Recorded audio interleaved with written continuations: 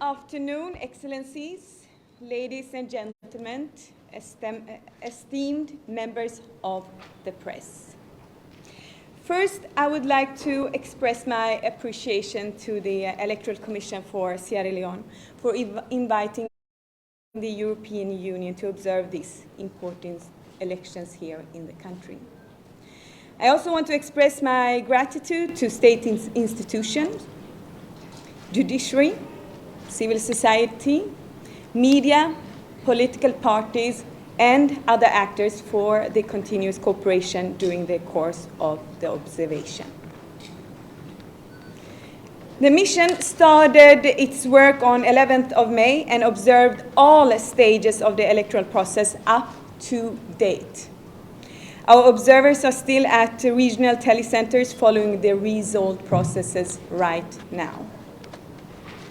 For the 24th June elections, the mission deployed more than 100 international observers in all 16 districts of Sierra Leone.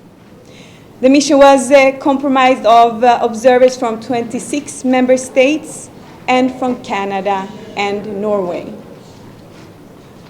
In this regard, I would like to thank the delegation of the European Union here in Sierra Leone, embassies of the European Union member states, as well as Canada and Norway, who on election day enforced our mission with the locally recruited short-term observers. I would also like to thank my colleague, Yorgos Kyrtsos, who also is a colleague in the European Parliament, who led the delegation of members of the European Parliament who also joined the mission. Ladies and gentlemen, through the mission we saw that Sierra Leone's commitment to democracy. Yesterday we also saw a commendable patience and dedication. Many waited for hours to exercise their franchise and to cast their vote in these very important elections on Saturday. However, opening of polling stations were delayed in many parts of the country, primarily due to late reception of sensitive material. We had around 50 teams out and observing, and only 2 of them saw the polling stations opening on time. Positively, once polling station opened, ballots were cast in a peaceful atmosphere. Throughout the day, we saw long queues in 40% of polling stations observed. We also saw dedication from the side of poll workers who did their best to ensure that each and every one could cast their ballot. Many of the polling workers were young citizens. We also commend citizen observers. They deployed observers to all polling centers, which positively contributed to the transparency. And now about counting. In polling stations where poll workers knew all procedures they have to follow, counting was quick and efficient. However, we cannot overlook reports about intimidation and violence that marred the otherwise peaceful atmosphere in at least 6 districts. It has been confirmed that live ammunition was fired in Porto Loco, Freetown, and Coinadugo. Even one such case would be one too much. It created insecurity and fear for voters and poll workers alike. And it is important to note, our observers directly saw violence and unrest inside 7 polling stations during voting and in 2 during the closing and counting. Unrest and turbulence were directly witnessed by the EU EOM observers in tally centers in Porto Loco, Freetown, and McKinney.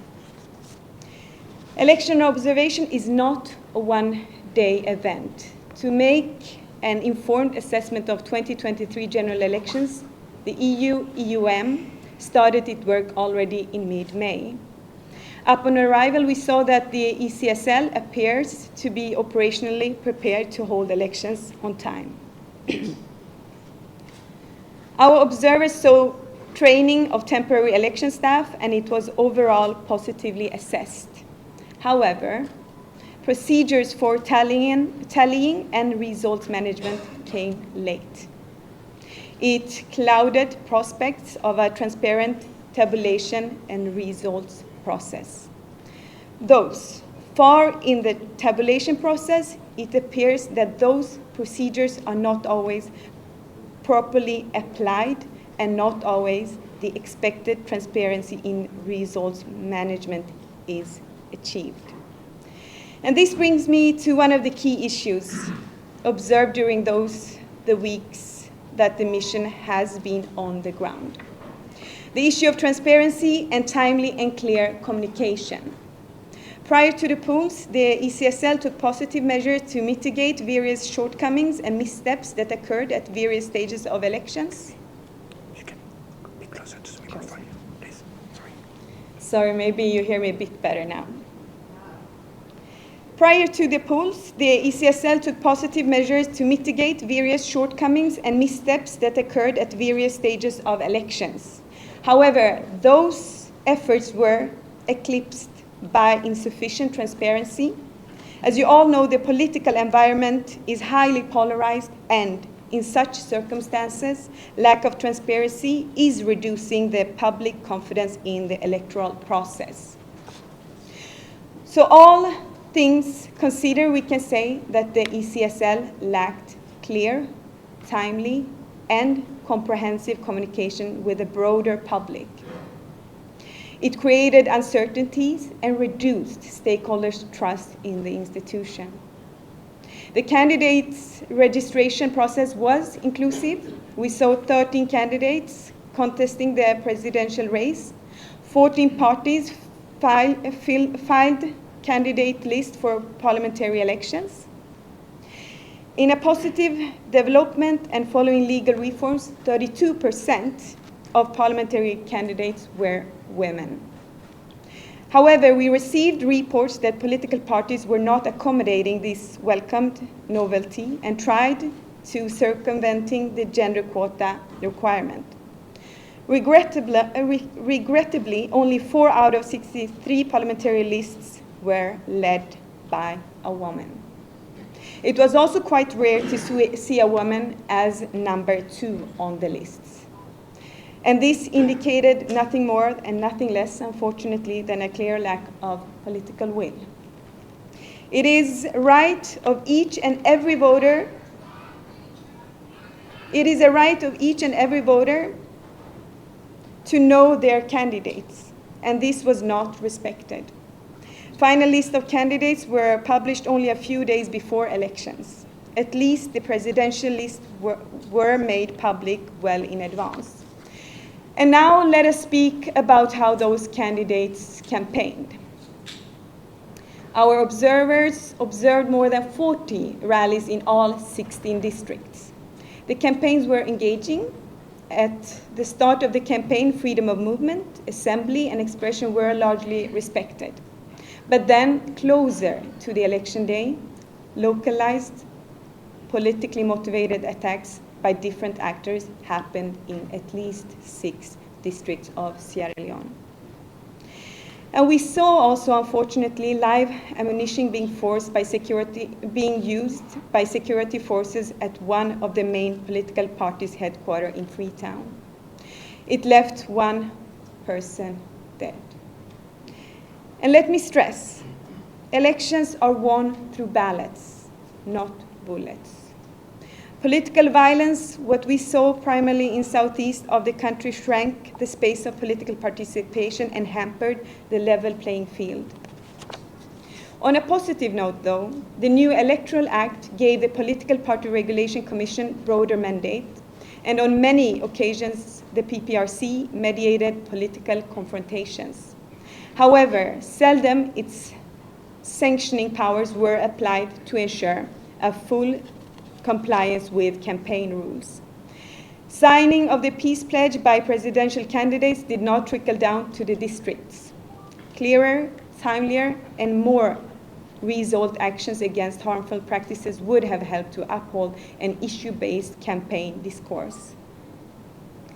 With no caps on donations or expenditures, better-off candidates had a clear advantage in all races. The APC and SLPP were by far the biggest spenders, holding costly, large-scale rallies, dominating the outdoor advertising space and radio broadcasts. Digital ads were rarely used. Instead, the SLPP campaigned on official government websites and social media accounts, effectively blurring the line between governing and campaigning. Media plays a critical role during the election, and we commend those well-established broadcasters who offered a balanced coverage of campaign. Our observer observed political debates at various levels in all districts. Those discussions helped voters to compare lead contestants directly. Furthermore, there were debates exclusively among women candidates. Regrettable, however, the national presidential debate also planned did not take place.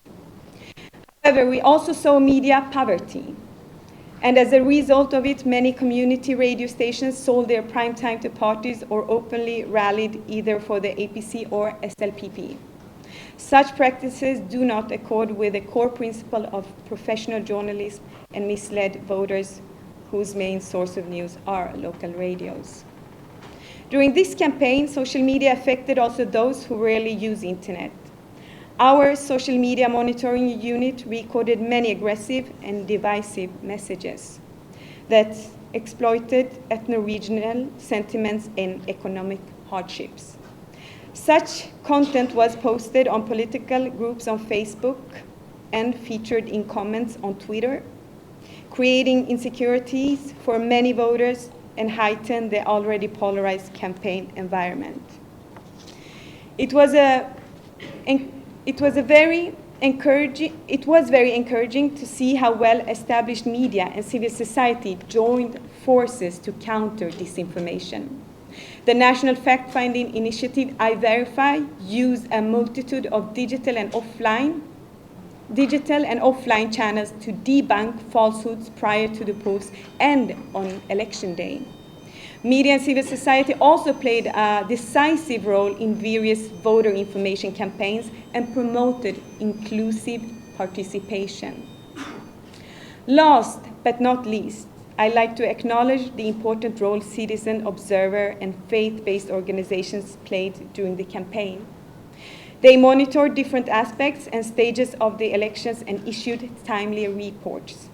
Their reporting offered voters a non-partisan assessment of elections and upheld democratic values. As observers, we always hope to see democracy striving. As I said before, our observers are present right now and following the tabulation of results. And in this regard, I would like to stress the importance of transparency.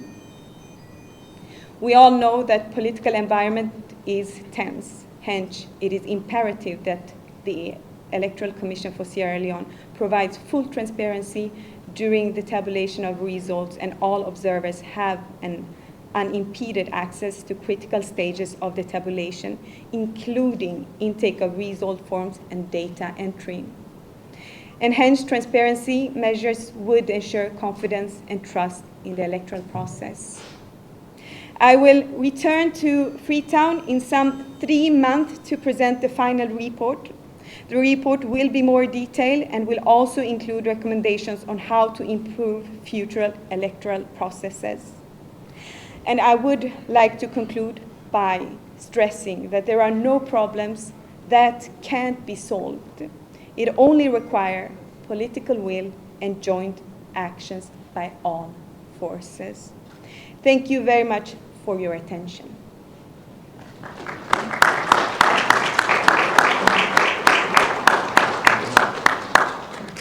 Thank you very much.